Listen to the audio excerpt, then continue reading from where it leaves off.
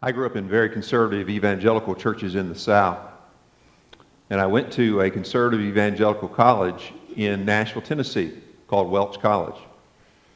It was there that I first began to realize the Bible is much more complicated than I ever thought. Still to this day, I remember where I was sitting, and about when it happened. I was in a classroom of a professor by the name of Dr. Laverne Miley. It was a man. He was a former missionary to the Ivory Coast, West Africa, and taught at the school. The particular subject was the writings of Paul. That was the theme for that semester's classes. He spent the first 2 weeks of the semester trying to reconcile the Paul we find in Paul's own letters and the Paul that's presented in the book of Acts. 2 weeks. He did all sorts of mental gymnastics to try to figure out a way to reconcile the competing views of Paul in his own letters and Paul according to Luke. I remember thinking back then, wow, that seems awfully complicated, and I'm not sure he pulled it off. That is, reconciling all those things. Because Paul, when he describes himself, he does so in a little differently. Paul never mentions, as a matter of fact, he never mentions that he was formerly called Saul. He's always identifies himself as Paul.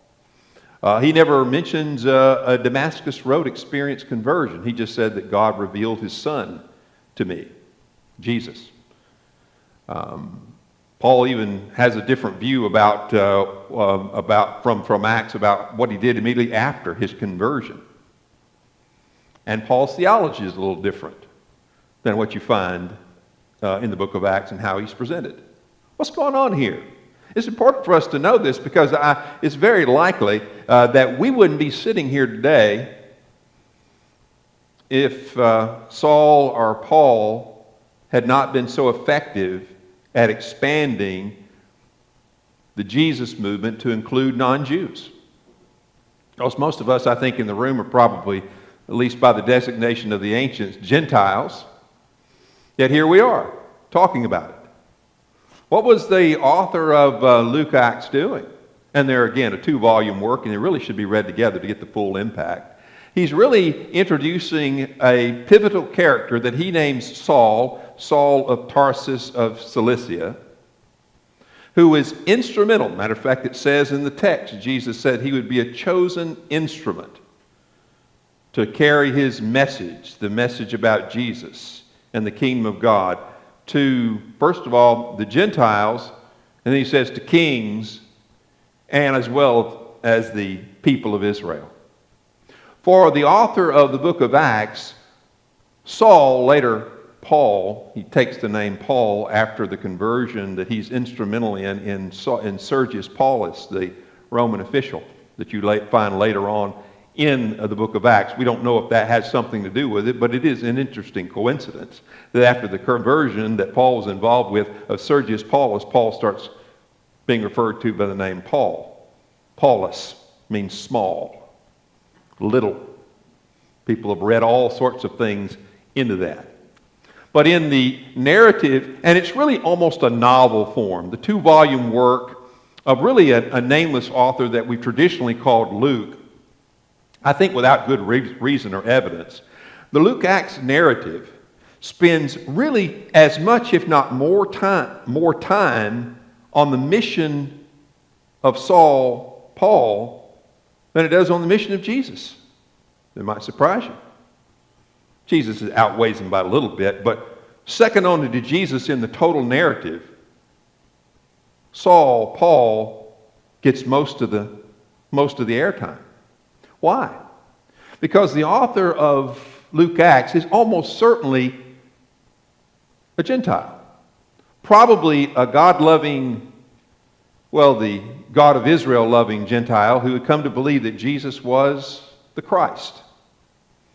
And for this author, who writes to an individual that he calls most excellent Theophilus, almost certainly a Roman citizen, who he was either trying to convince that Jesus was the Christ, or he was perhaps even the author's patron who was giving support to try to spread this 2-volume work to more people. He's writing to this individual to try to show him how the early Jewish Messiah, how his message spread beyond the confines of not only Jerusalem and Judea and Samaria and Galilee, but to the ends of the earth, which included the Mediterranean world. And what better way to do that than to say that Jesus encountered this individual who was formerly a persecutor of the church and transformed him into a persecuted, chosen instrument to carry the message to the non-Jewish world. And he was a Roman citizen, no less. That's only found in the book of Acts. So I want to tell the story of the conversion of Saul of Tarsus. And then I want to talk about why it's still important for us today. And I want to close this sermon by talking about something that happened just last week and how important it is for us to read these texts and make sure that we don't read too much into them and too much out of them in the world in which we live today. But let's talk about the story for a little bit. We're introduced to Saul of Tarsus at the stoning of Stephen, where we are told he approved of the killing. Now, who was Stephen? Stephen was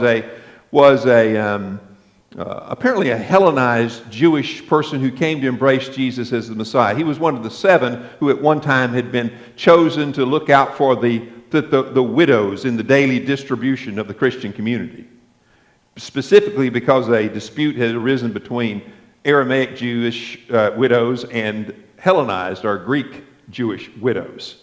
Still both Jewish widows, but from different backgrounds. Stephen becomes a preacher, and he's very effective, we're told. He speaks with great power and great spirit because the Spirit of the Lord has given him wisdom to speak. Very compelling. We're told in Acts chapter 7 that Stephen gets into an argument. He gets into an argument with people who are of the synagogue of the freedmen, apparently former slaves, now had formed a synagogue, but also another group, people from Cilicia. And the ringleader of that group from Cilicia was a man named Saul of Tarsus. Tarsus was in the Roman province of Cilicia. So Stephen got into a heated argument between himself and these two groups of Jewish people who were a part of the Jewish diaspora, the Jews that had been dispersed or spread across the Roman Empire. And now they're here in Jerusalem, and it's a very heated debate. He gets Stephen in trouble. He's brought before the high court. The ultimate result is Stephen is stoned to death, and we're told that the people who stoned Stephen for what, according to them, was the charge of blasphemy, of speaking against the temple and the Torah of Moses. The people who stoned Stephen laid their outer cloaks at the feet of Saul of Tarsus. After all, when you're throwing a stone or a rock at somebody, you don't want to be encumbered by your outer garment, right? So Saul watches their coat, and we're told he approves of it. And then the narrative breaks away for about a chapter, and it's rejoined at the beginning of chapter 9 in the book of Acts. And it says that Saul is still breathing out threatenings against the people of the way. And because of the persecution that he's been instrumental in pursuing of the people in Jerusalem and Judea, people have scattered to other regions beyond. One of the areas that Saul, and we're not told why, but one of the areas that Saul takes interest in is the city of Damascus. That city is still around today. We hear about it a lot in the news because of the ongoing conflict in Syria. The city was about 136 miles north of Jerusalem.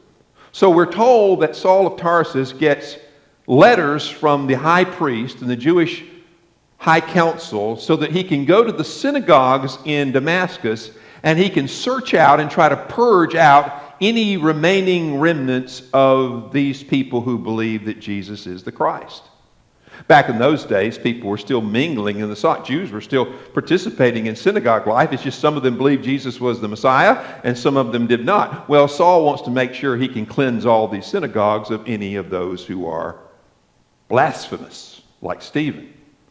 So we're told Saul receives these letters, apparently. He makes his way to Damascus. And while he's on the road to Damascus, matter of fact, it was a major thoroughfare because it was a part of the trade route between Mesopotamia and Egypt. So on the way to Damascus, we're told that a bright light shines down on Saul. And we're told that he is struck blind by that bright light. And he hears a voice. And he says, "Who are you, sir?" It says in our English translations, Lord, but the word Lord here can be translated sir. It's just a term of respect. As a matter of fact, if you had a bright light shine down upon you and you heard a voice from heaven, you'd probably want to introduce to refer to the person as sir, right? So it says, "Who are you, sir?" We're told that Paul's traveling companions, Saul at this time, traveling companions, they hear a sound, but they don't see anybody. So this is primarily a communication between the risen Christ and Saul of Tarsus. And the voice simply says, "I am Jesus," in response to Saul's question, "Whom you are persecuting." Notice the identity and the connection that Jesus still has with his closest associates and followers on earth. You're persecuting them, you're persecuting me, Saul. And he doesn't tell anything more to Saul other than, "Saul, get up and go into the city, and you'll be told what's going to happen to you." So he's left in suspense and left without his sight, and he proceeds, along with his traveling companions' help, no doubt. He goes to the city of Damascus, and he resides in the house of someone by the name of Judas, probably the individual he was planning on staying with anyway. He probably had that prearranged. And he's on the main thoroughfare of the city of Damascus, the street called Straight. Why was it called Straight? Well, it's probably because it was straight.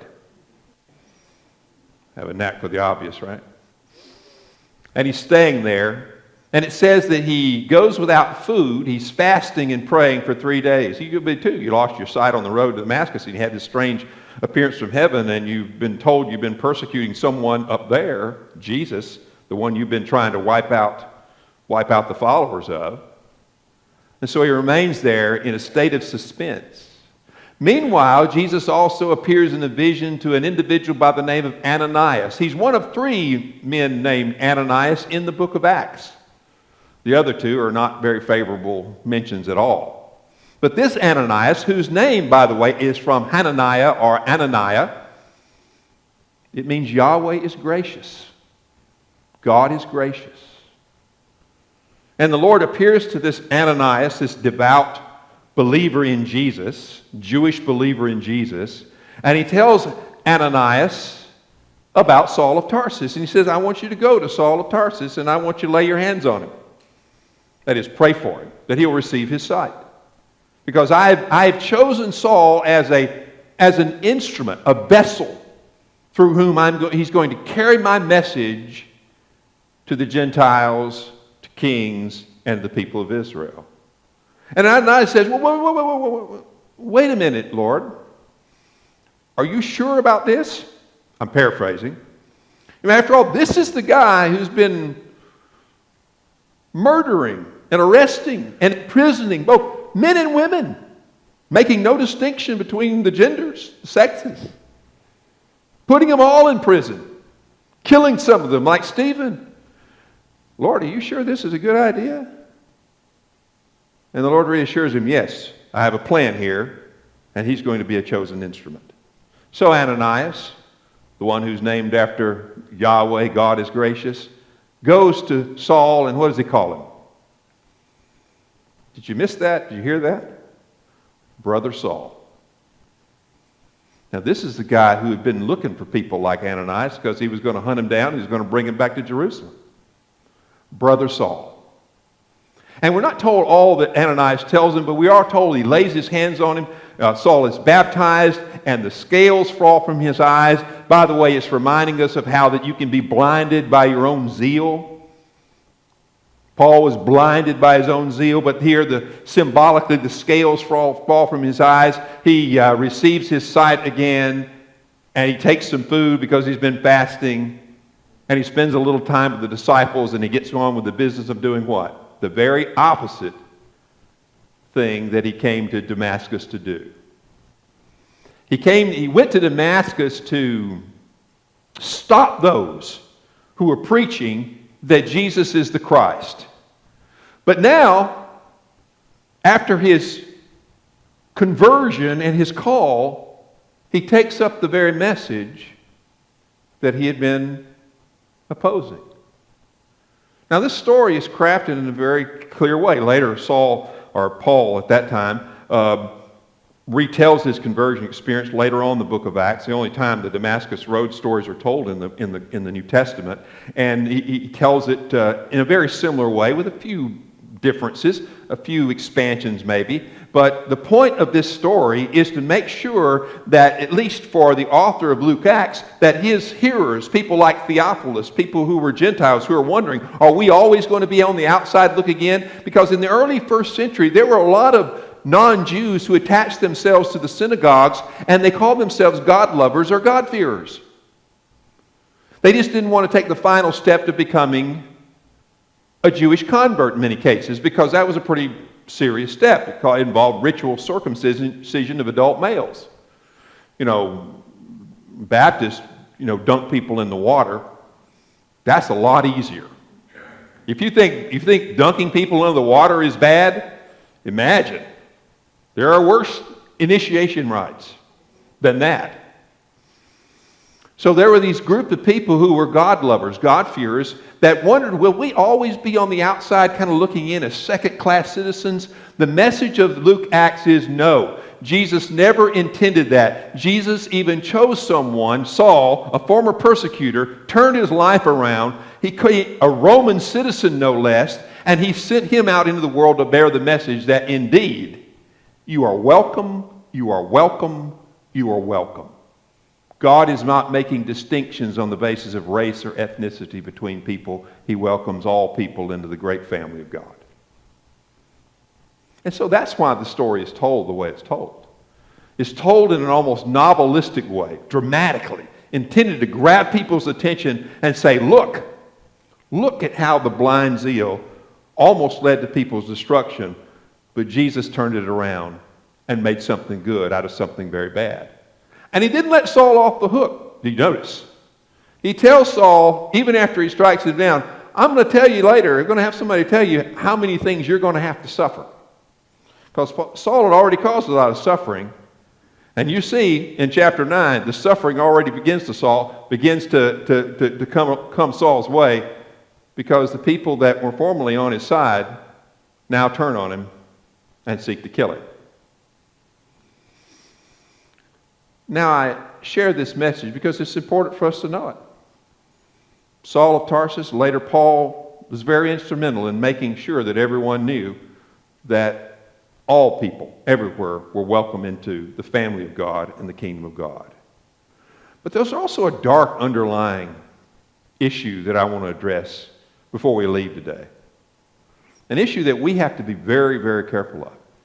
You see, these people in the ancient world, they played for keeps. I talked about last week how that Jesus died is really the result of an unholy alliance between some of the Jewish leaders, primarily the Sadducean party that controlled the Jewish high council, the people that in the storyline, at least Luke's narrative, that Saul gets his letters from.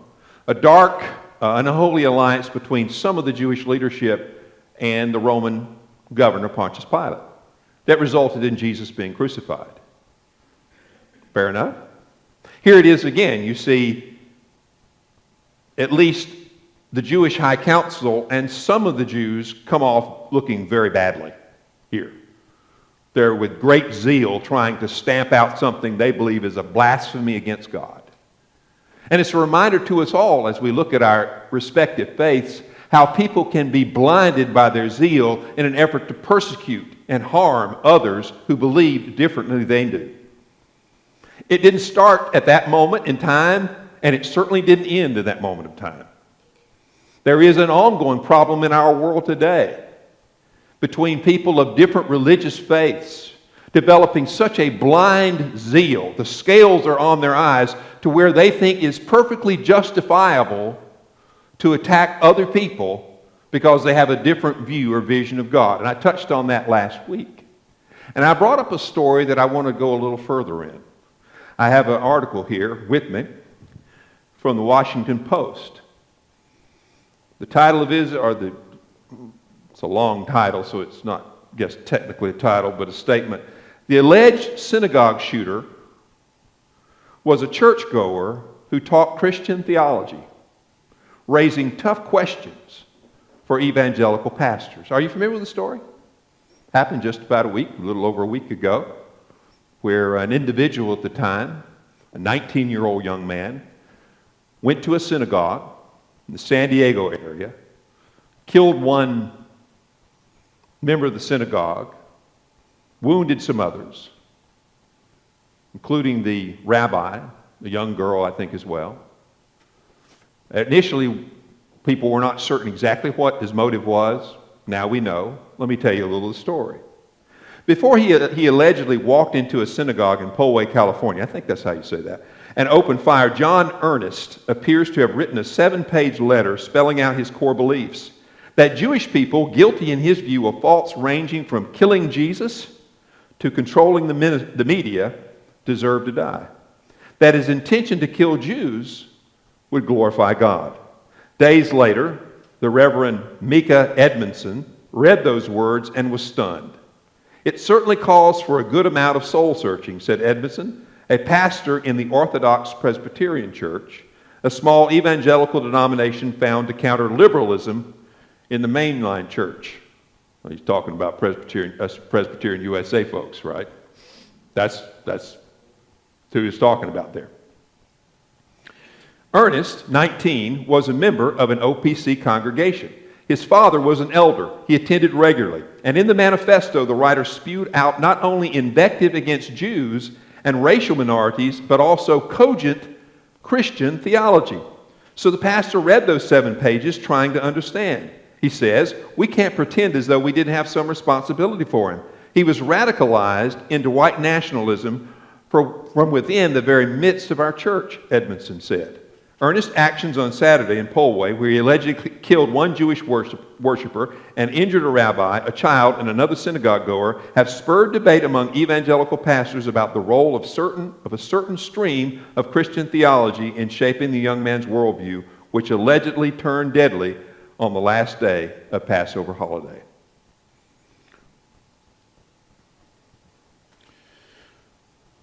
When you read the Gospels, you realize that there was an ongoing conflict, initially between Jews who believed Jesus was the Messiah and Jews who did not, and furthermore thought it was blasphemous to do so. After all, calling any man the Son of God was clearly a violation of Jewish theology in that time. When you read the Gospels, you have to be very careful. When you read Luke Acts, he sometimes, at least in our translations, says the Jews. And when he says the Jews, what he means is not all Jews. Jesus was a Jew. Peter was a Jew. Paul was a Jew. Overwhelmingly, the early Christian communities were Jewish. When Christianity is identified in one place in the book of Acts, they're called the sect, the Jewish sect of the Nazarenes. Even the outsiders recognized that they were a Jewish sect. That's how they got their beginning. The name Christian, which we were told began in Antioch, is simply a designation to say that they believed Jesus was the Christ. They preferred to call themselves the Way. The Way means the path of Jesus, the way of peace, the way of redemption, the way of salvation, the way. Emphasizing that following Jesus is not primarily a religion, but a way of life, a lifestyle, a pathway. But when you read the Gospels, and people since then, since they were written, people read the Gospels and they often lead to the wrong conclusion about the Jews. And so if you look at Christian history, especially European Christian history, you see time and time again a strong and deadly anti-Semitism. The worst expressions, of course, are the Holocaust. We all look at Hitler and we say, Hitler was a Nazi, but Hitler always identified as Christian. Did you know that? Germany was very Christian. very Christian. Now, we can talk about what that Christianity meant and how it was enculturated and how that Nazi theology often embedded itself there. But yet, there was a perfect willingness to lump the Jews together. We can be guilty of this too.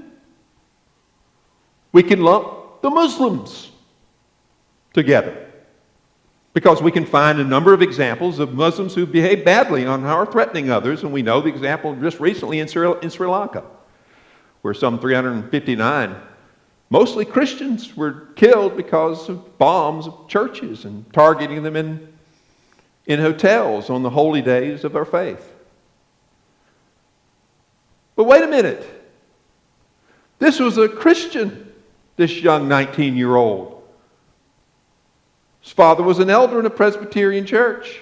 He had good theology for the most part, even though it was laced with white nationalism.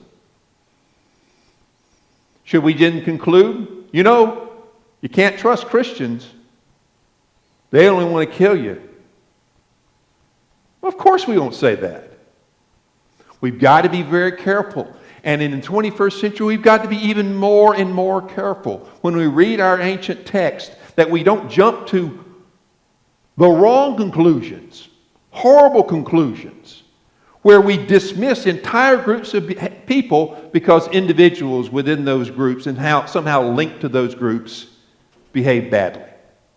We've all got to work harder on this in our own minds. And we've got to make sure that in our churches, I think we do a better job of this in those churches that are more moderate and liberal than perhaps is done in the more conservative ones. But I know for a fact that this pastor of this church was upset that this had happened in his midst. So I don't blame him for that. But we've got to be careful when we read ancient text. One of the temptations when we read ancient text literally is we think we somehow got to exactly replicate their attitudes today, because if we don't, we're being unfaithful to God. I don't believe that at all. Some of the attitudes they had back then were really bad. I don't think anybody should be going down hunting people down and dragging them and putting them into prison and stoning them or killing them any other way. I think that's wrong. I think a forced faith is no good.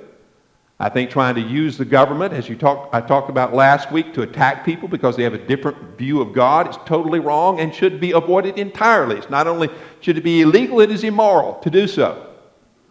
So I share this message about the conversion of Saul, but as we read the story, as we move through the Luke Acts or any of the Gospels or any of the New Testament, do not think that we have to replicate today the animosity that existed between people who believed Jesus was the Christ and people who did not.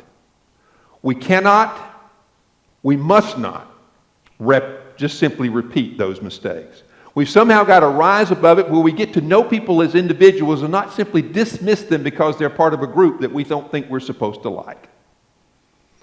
And that starts with not just religion, it could be politics, it certainly includes racial and ethnic differences. If we're wise, we will grow to look at individuals as individuals and reject the temptation to try to lump them into a group and dismiss them because they're part of that group.